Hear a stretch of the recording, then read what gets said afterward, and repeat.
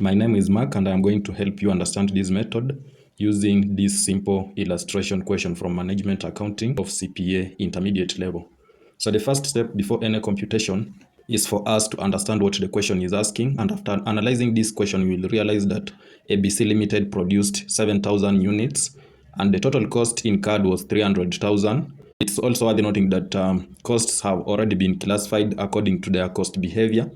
and as such they are classified into variable and fixed cost. Total variable cost amounting to 80,000 shillings and total fixed cost is 20,000 shillings that we can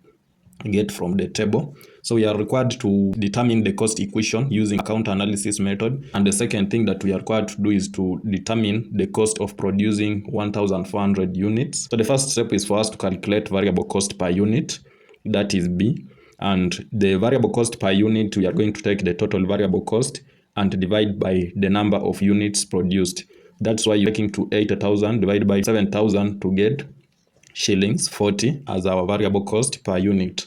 So now that we already have our variable cost per unit, and from the table we can see that our fixed cost is amounting to 20,000, we are able to form our cost equation, and so it will be y is equals to 20,000 plus 40x, that will be our cost function. And to estimate the cost of producing 1,400 units, we are simply going to substitute 1,400 units in our cost equation so as to get the total cost of producing those units, and therefore it will be 20,000 plus 40 times 1,400, and that is going to give us a total cost of 76,000. Now let's say, for example, you are asked to interpret this cost equation that you came up with. If you are asked such a question, you should be able to say that